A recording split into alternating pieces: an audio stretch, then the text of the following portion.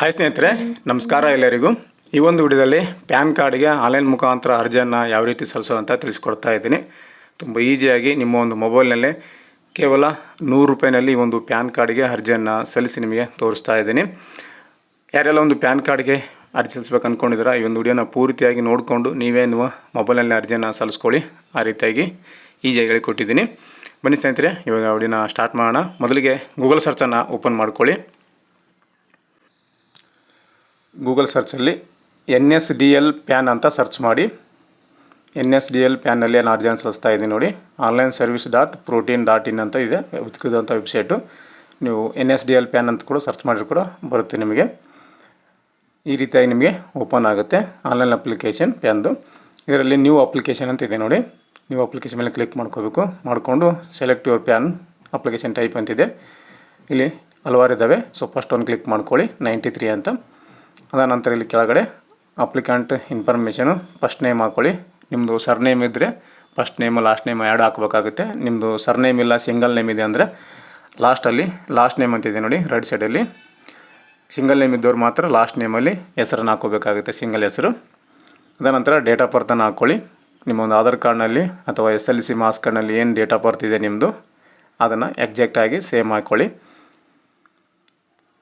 18 ಆಗಿರಲೇಬೇಕು.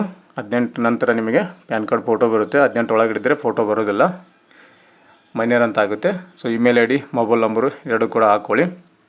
ಚಾಲ್ತಿ ಇರುವಂಥ email ID ಮತ್ತು ಮೊಬೈಲ್ ನಂಬರ್ ಕೂಡ ಅಷ್ಟೇ ಚಾಲ್ತಿಯಲ್ಲಿರಬೇಕು. ಪೋಸ್ಟ್ ಮ್ಯಾನ್ ಫೋನ್ ಮಾಡ್ತಾರೆ, ಅದೇ ನಂಬರ್ ಯಾರು ಕೊಟ್ಟಿರ್ತೀರ ಆ ನಂಬರಿಗೆ ಕರೆ ಮಾಡಿ ಈ ಒಂದು ಪ್ಯಾನ್ ಕಾರ್ಡನ್ನು ಪೋಸ್ಟ್ ಮುಖಾಂತರ ನಿಮಗೆ ತಲುಪಿಸ್ತಾರೆ.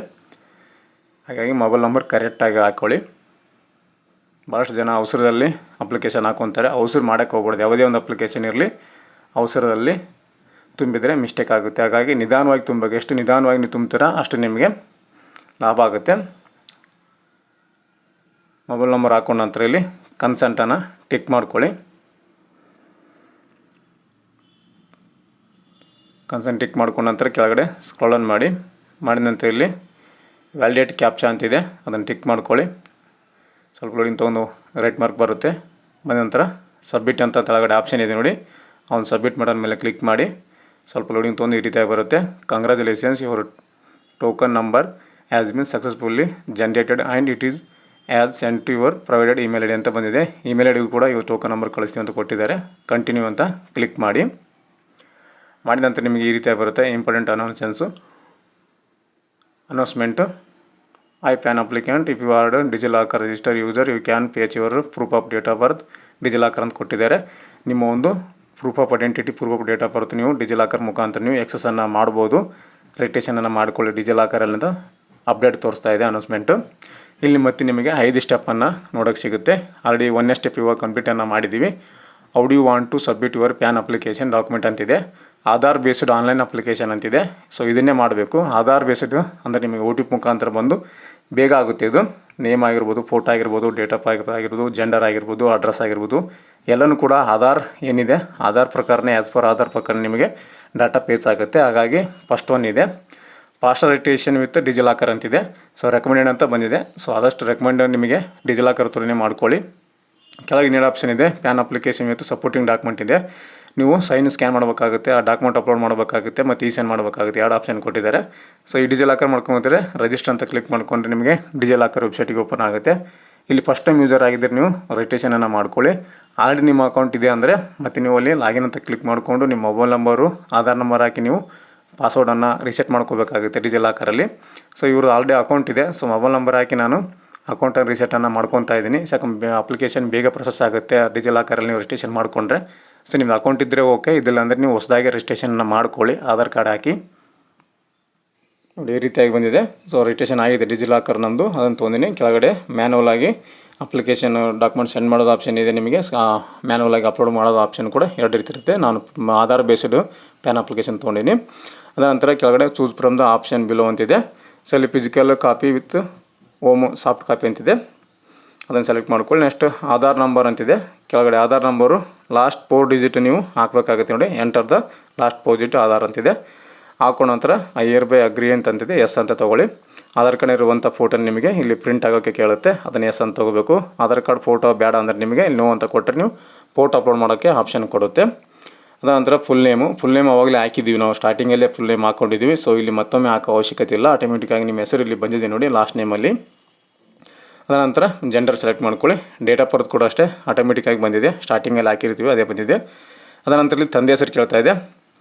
ಪೇರೆಂಟ್ಸ್ ತಂದೆ ಮತ್ತು ತಾಯಿ ಹೆಸರು ಎರಡನ್ನ ಇಲ್ಲಿ ಹಾಕಬೇಕು. ಮುಂಚೆ ತಾಯಿ ಹೆಸರು ಕೇಳ್ತಾ ಇದ್ದಿಲ್ಲ, ಸೊ ಇವಾಗ ನೋಡಿ ಮದರ್ಸ್ ನೇಮ್ ಕೇಳ್ತಾ ಇದೆ. ತಂದೆ ತಾಯಿ ಎರಡನ್ನ ಹಾಕ್ಕೊಳ್ಳಿ. ತಾಯಿ ಹೆಸರು ಮೆನ್ಷನ್ ಆಗೋದಿಲ್ಲ ಪ್ಯಾನ್ ಕಾರ್ಡಲ್ಲಿ, ಕೇವಲ ತಂದೆ ಹೆಸರು ಮಾತ್ರ ಮೆನ್ಷನ್ ಆಗುತ್ತೆ. ನೆಕ್ಸ್ಟ್ ಅಂತ ಕ್ಲಿಕ್ ಮಾಡಿ. ನೆಕ್ಸ್ಟ್ ಕ್ಲಿಕ್ ಮಾಡಿದ್ರೆ ನೋಡಿ 3ನೇ ಸ್ಟೆಪ್ಪಿಗೆ ಬಂದಿದೆ. ಇಲ್ಲಿ ಸೆಲೆಕ್ಟ್ ಏನು source of income, no income ಹಾಕ್ಕೊಳ್ಳಿ. ಈ ಹುಡುಗ ಏನು ಮಾಡೋದಿಲ್ಲ, ಹಾಗಾಗಿ ನೋ ಇನ್ಕಮ್ ಹಾಕ್ಕೊಂಡಿದ್ದೀನಿ. ನೀವೇನಾದರೂ ಸ್ಯಾಲ್ರಿ ಹೋಲ್ಡ್ರ್ ಏನಾಗಿದ್ದರೆ ನಿಮಗೆ ಅನ್ವಯಿಸಿದ್ದನ್ನು ಹಾಕ್ಕೊಳ್ಳಿ. ಅದಂತರ ರೆಸಿಡೆಂಟಲ್ ಅಡ್ರೆಸ್ ಕೇಳ್ತಾ ಇದೆ, ಅದನ್ನೆಲ್ಲ ಫಿಲ್ ಮಾಡ್ಕೊಳ್ಳಿ ಆಧಾರ್ ಪ್ರಕಾರ. ಅದಂತರ ಟೆಲಿಫೋನ್ ನಂಬರು, ಮೊಬೈಲ್ ನಂಬರು, ಇಲ್ಲಿ ಲ್ಯಾಂಡ್ಲೈನ್ ನಂಬರು ಮತ್ತು SD ಕೋಡ್ ಕೇಳ್ತಾ ಇದೆ. SD ಕೋಡ್ ಬಂದು ನಿಮ್ಮದು ಊರಿಂದು ಪಿನ್ ಕೋಡು ಅಥವಾ ಏರಿಯಾದು ಪಿನ್ ಕೋಡ್ದು ಹಾಕ್ಕೊಳ್ಳಿ.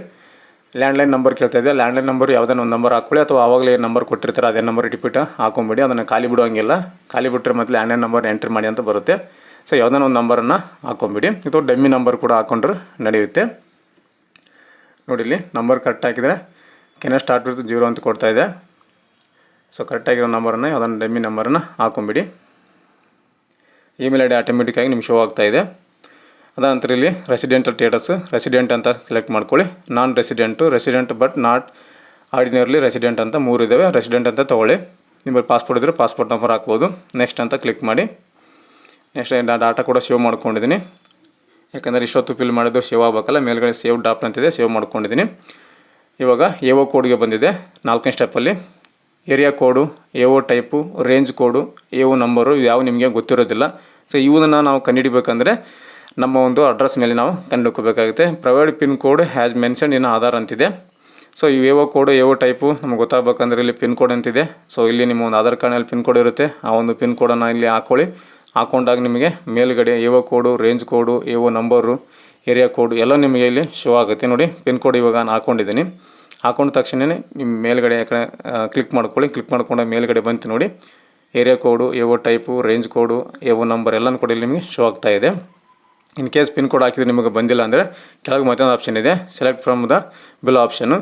ಇಂಡಿಯನ್ ರೆಸಿಡೆಂಟ್ ಅಂತ ತೊಗೊಳ್ಳಿ, ಇಂಡಿಯನ್ ಸಿಟಿಜನ್ನು. ಅದಾನಂತರ ಇಲ್ಲಿ ಕರ್ನಾಟಕ ಅಂತ ಸೆಲೆಕ್ಟ್ ಮಾಡ್ಕೊಳ್ಳಿ.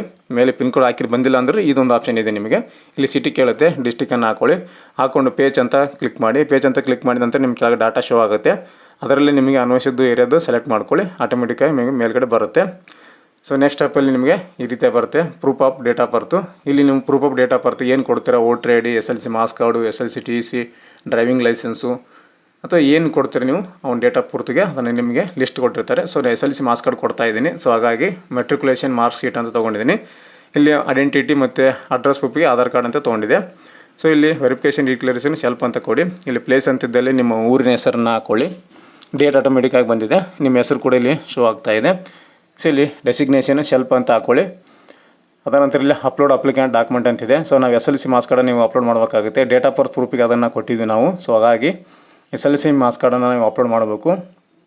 SLC ಮಾರ್ಕ್ಸ್ ಕಾರ್ಡ್ ಏನಾದರೂ ಡಿಜಿಲಾಕರಲ್ಲಿ ಲಭ್ಯ ಇದ್ದರೆ ಪ್ರೇಸ್ ಫ್ರಮ್ ಡಿಜಿಲಾಕರ್ ಅಂತ ಆಪ್ಷನ್ ಇದೆ, ಅಲ್ಲಿ ನೀವು ಕ್ಲಿಕ್ ಮಾಡ್ಕೊಂಡು ಡಿಜಿಲಾಕರ್ ಮುಖಾಂತರ SLC ಮಾರ್ಕ್ಸ್ ಕಾರ್ಡನ್ನು ನೀವು ಅಪ್ಲೋಡನ್ನು ಮಾಡ್ಬೋದು. ನಿಮ್ಮ ಹತ್ರ SLC ಮಾರ್ಕ್ಸ್ ಕಾರ್ಡ್ ಇಲ್ಲ ಅಂದರೆ SLC ಮಾರ್ಕ್ಸ್ ಕಾರ್ಡ್ ಇದ್ದರೆ ನೀವು ಮ್ಯಾನುವಲಾಗಿ ಅಪ್ಲೋಡ್ ಮಾಡ್ಬೋದು. ತೊಳಗೆ ಮ್ಯಾನುವಲ್ ಡಾಕ್ಯುಮೆಂಟ್ ಅಪ್ಲೋಡ್ ಅಂತ, ಅದನ್ನು ನೀವು ಕ್ಲಿಕ್ ಮಾಡ್ಕೊಂಡಾಗ ಮ್ಯಾನುವಲ್ ಆಗಿ ನಿಮ್ಮ ಒಂದು SLC ಅಥವಾ DL ಅಥವಾ ಇನ್ನಿತರ ಡಾಕ್ಯುಮೆಂಟು ನೀವು ಅಪ್ಲೋಡನ್ನು ಮಾಡ್ಬೋದು. ಇಲ್ಲಿ ಪೇಜ್ ಫ್ರಮ್ ಡಿಜಿಲಾಕರ್ ಅಂತ ತೊಗೊಂಡ್ರೆ ಡಿಜಿಲಾಕರ್ಗೆ ಹೋಗುತ್ತೆ.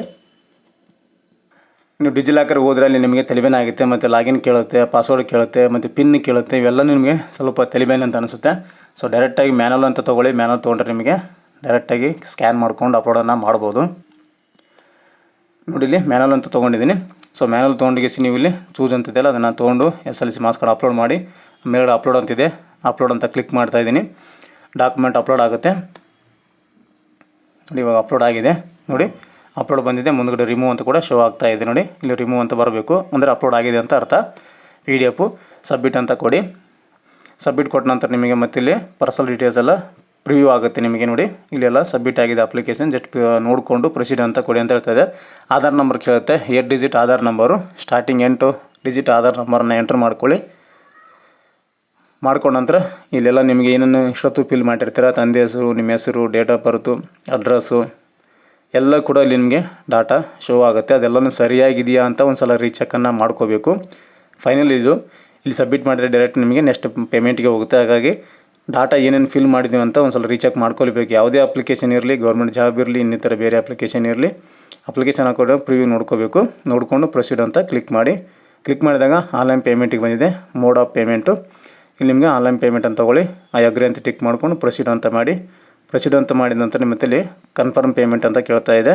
ಸೊ ಎಷ್ಟು ಕಟ್ ಆಗುತ್ತೆ ಅಂದರೆ ₹106 ಕಟ್ ಆಗುತ್ತೆ. ಪೇ ಕನ್ಫರ್ಮ್ ಅಂತ ಕ್ಲಿಕ್ ಮಾಡಿ.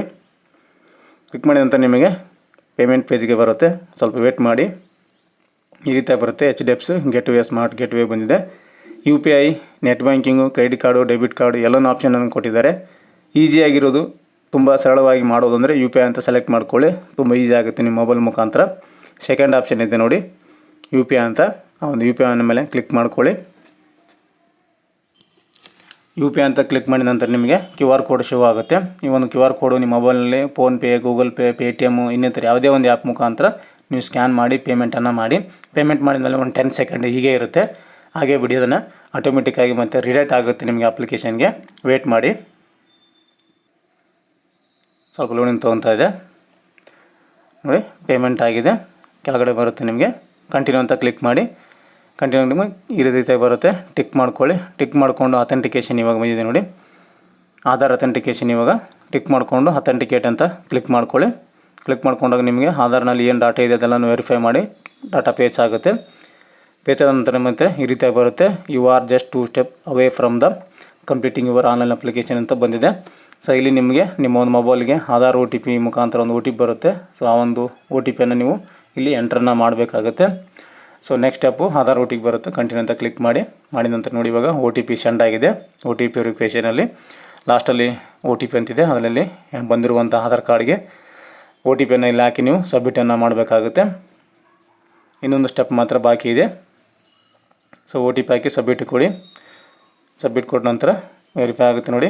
ಈ ವಾರದ final step of your PAN application journey ಅಂತ ಕೊಟ್ಟಿದ್ದಾರೆ. ಲಾಸ್ಟ್ ಸ್ಟೆಪ್ಪಲ್ಲಿದ್ದೀವಿ. Click to continue to proceed ಅಂತಿದೆ. ಸೊ ಕ್ಲಿಕ್ ಮಾಡ್ಕೊಳ್ಳಿ. ಕಂಟಿನ್ಯೂ ಟು ಪ್ರೊಸೀಡ್ ಅಂತ ಕೊಟ್ಟ ನಂತರ ಫೈನಲ್ ಇ-ಸೈನ್ ಪೇಜ್ಗೆ ಬರುತ್ತೆ ನೋಡಿ. ಪ್ರೋಟೀನ್ ಇ-ಸೈನ್ ಪೇಜ್ಗೆ ಬಂದಿದೆ. ಇಲ್ಲಿ ಟಿಕ್ ಮಾಡ್ಕೊಳ್ಳಿ. ಟಿಕ್ ಮಾಡಿಕೊಂಡು ಇಲ್ಲಿ ಆಧಾರ್ ನಂಬರ್ನ ಎಂಟ್ರ್ ಮಾಡ್ಕೊಳ್ಳಿ. ಆಧಾರ್ ಕಾರ್ಡ್ಗೆ ಲಿಂಕ್ ಇರುವ ಮೊಬೈಲ್ ನಂಬರ್ಗೆ OTP ಬರುತ್ತೆ. ಸೆಂಡ್ OTP ಅಂತ ಕ್ಲಿಕ್ ಮಾಡಿ. ಬಂದಿರುವಂಥ OTPಯನ್ನು ಇಲ್ಲಿ ಹಾಕ್ಕೊಳ್ಳಿ. ಸ್ವಲ್ಪ ವೇಟ್ ಮಾಡಬೇಕು. ಕೆಲವು ಸಲ ಲೇಟಾಗಿ ಬರುತ್ತೆ, ಸರ್ವರ್ ಬಿಜಿ ಇರೋ ಕಾರಣ. OTP ಬಂದಿಲ್ಲ 5 ನಿಮಿಷ ಆದರೂ ಕೂಡ ಅಂದರೆ ಆವಾಗ ನೀವು ರೀಸೆಂಡ್ ಮಾಡೋಕ್ಕೆ ಅವಕಾಶ ಇರುತ್ತೆ. ಸೊ ರೀಸೆಂಡ್ OTPಯನ್ನು ಮಾಡ್ಕೊಳ್ಳಿ. OTP ಬೇಗ ಬರ್ತಾಯಿಲ್ಲ ನಮ್ಮದು, ಹಾಗಾಗಿ ವೇಟ್ ಮಾಡಬೇಕು. ಯಾವುದೇ ರೀತಿ ಅವಸರ ಮಾಡಬಾರ್ದು. ನೋಡಿ OTP ಬಂದಿದೆ. ಇವಾಗ ಹಾಕ್ತಾಯಿದ್ದೀನಿ. ಹಾಕಿ ವೆರಿಫೈ OTP ಅಂತ ಕ್ಲಿಕ್ ಮಾಡಿ. ಕ್ಲಿಕ್ ಮಾಡಿ ಸ್ವಲ್ಪ ಲೋಡಿಂಗ್ ತೊಗೊಳುತ್ತೆ. ವೇಟ್ ಮಾಡಿ. ನೋಡಿ ಈ ರೀತಿಯಾಗಿ ಬಂದಿದೆ. ಇಲ್ಲಿ ನಿಮಗೆ ಪಾಸ್ವರ್ಡ್ ಕೇಳ್ತಾ ಇದೆ PDF. ಇಲ್ಲಿ ಪಾಸ್ವರ್ಡ್ ಏನು ಹಾಕ್ಬೇಕಂಬಂದರೆ ಯಾರ್ದು ಅಪ್ಲಿಕೇಶನ್ ಆಗ್ತಾ ಇರುತ್ತೋ ಅವರ ಒಂದು ಡೇಟ್ ಆಫ್ ಬರ್ತನ್ನು ಇಲ್ಲಿ ಹಾಕಿ ನೀವು ಓಕೆ ಅಂತ ಕ್ಲಿಕ್ ಮಾಡಬೇಕು. ಇಲ್ಲಿ ಮೇಲೆಗೆ ಡೌನ್ಲೋಡ್ PDF ಅಂತಿದೆ. ಆ ಡೌನ್ಲೋಡ್ ಕೂಡ ಕೊಟ್ಟರೆ ನಿಮಗೆ ಈ ಒಂದು PDF ನಿಮಗೆ ಮೊಬೈಲಲ್ಲಿ ಡೌನ್ಲೋಡ್ ಆಗುತ್ತೆ.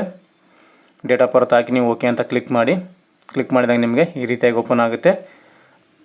ಅಭ್ಯರ್ಥಿದು ಫೋಟೋ ತೋರಿಸುತ್ತೆ. ಆಧಾರ್ ಕಾರ್ಡ್ನಲ್ಲಿ ಯಾವ ಫೋಟೋ ಇದೆ ಆ ಫೋಟೋ, ಅಕ್ನಾಲೆಜ್ಮೆಂಟ್ ನಂಬರ್ ಇದೆ, ಏನು ಡಾಟಾ ಫಿಲ್ ಮಾಡಿದ್ವಿ ನಾವು ಇಷ್ಟೊತ್ತು ಅಪ್ಲಿಕೇಶನಲ್ಲಿ ಎಲ್ಲ ಡೀಟೇಲ್ಸು ಈ ಫಾರ್ಮಲ್ಲಿ ನಿಮಗೆ ಲಭ್ಯ ಇರುತ್ತೆ. ನೋಡ್ಕೋಬೋದು ಏನೇನು ಫಿಲ್ ಮಾಡಿದ್ದೀವಿ ಅಂತ. ಏನಾದರೂ ಮಿಸ್ಟೇಕ್ ಆಗಿದ್ದರೆ ಕೂಡ ನಿಮಗೆ ಗೊತ್ತಾಗುತ್ತೆ. ಸೊ ಈ ರೀತಿಯಾಗಿ ತುಂಬ ಈಸಿಯಾಗಿ ನಿಮ್ಮ ಒಂದು ಮೊಬೈಲ್ ಮೂಲಕವೇ ಅರ್ಜಿಯನ್ನು ಸಲ್ಲಿಸ್ಕೋದು ಯಾವ ರೀತಿ ಅಂತ ತಿಳಿಸ್ಕೊಟ್ಟಿದ್ದೀನಿ. ಈ ರೀತಿಯಾಗಿ ಅರ್ಜಿ ಹಾಕುವಾಗ ನಿಮಗೇನಾದರೂ ಸಮಸ್ಯೆ ಆಗಿದ್ದರೆ, ಏನಾದರೂ ಎರರ್ ಬರ್ತಾಯಿದ್ರೆ ಅಥವಾ ಏನಾದರೂ ಫಿಲ್ ಮಾಡುವಾಗ ಆಪ್ಷನ್ ಗೊತ್ತಾಗಿಲ್ಲ ಅಂದರೆ, ಡೌಟ್ಗಳಿದ್ದರೆ ಕಮೆಂಟ್ ಮಾಡಿ. ಯಾವುದೇ ಒಂದು ಸ್ಟೆಪ್ಪಲ್ಲಿ ನಿಮಗೆ ಗೊತ್ತಾಗಿಲ್ಲ ಅಂದರೆ ನನಗೆ ಕಮೆಂಟ್ ಮಾಡಿದರೆ ಅದಕ್ಕೇನು ಫಿಲ್ ಮಾಡಬೇಕು, ಏನು ಮಾಡಬೇಕು ಅನ್ನೋ ಸೊಲ್ಯೂಷನನ್ನು ನಾನು ನಿಮಗೆ ತಿಳಿಸ್ಕೊಡ್ತೀನಿ. ಕಮೆಂಟಲ್ಲಿ ರಿಪ್ಲೈಯನ್ನು ಮಾಡ್ತೀನಿ. ಪ್ರತಿಯೊಬ್ಬರು ಕೂಡ ನಾನು ರಿಪ್ಲೈ ಮಾಡ್ತೀನಿ. ಏನೇ ಕ್ವೆಶನ್ ಇರಲಿ ಅದನ್ನು ರಿಪ್ಲೈ ಮಾಡಿ ನಿಮಗೆ ಹೆಲ್ಪನ್ನು ಮಾಡ್ತೀನಿ. ಸ್ನೇಹಿತರೆ, ಈ ಒಂದು ಪ್ಯಾನ್ ಕಾರ್ಡ್ ಅಪ್ಲಿಕೇಶನ್ ಹಾಕೋದು ನಿಮಗೆ ತಿಳಿಸ್ಕೊಟ್ಟಿದ್ದೀನಿ. ಮಾಹಿತಿ ಉಪಯುಕ್ತ ಆಗಿದೆ ಅಂದ್ಕೊತೀನಿ. ನೆಕ್ಸ್ಟ್ ವಿಡಿಯೋದಲ್ಲಿ ಮತ್ತೊಂದು ಮಾಹಿತಿಯೊಂದಿಗೆ ಮತ್ತೊಂದು ವಿಡಿಯೋದಲ್ಲಿ ನಿಮ್ಮನ್ನು ಭೇಟಿ ಆಗ್ತೀನಿ. ಅಲ್ಲಿವರೆಗೂ ನಮ್ಮ ವಿಡಿಯೋಸನ್ನು ನೋಡ್ತಾ ಇರಿ, ಸಪೋರ್ಟ್ ಮಾಡಿ. ಹೊಸದಾಗಿ ಯಾರು ನೋಡ್ತಾ ಇದ್ದೀರಾ, ಸಬ್ಸ್ಕ್ರೈಬ್ ಮಾಡ್ಕೊಂಡಿಲ್ಲ ನಮ್ಮ ಚಾನಲನ್ನು, ದಯವಿಟ್ಟು ಸಬ್ಸ್ಕ್ರೈಬ್ ಮಾಡಿಕೊಂಡು ಬೆಲ್ ಐಕನನ್ನು ಪ್ರೆಸ್ ಮಾಡ್ಕೊಳ್ಳಿ. Thank you.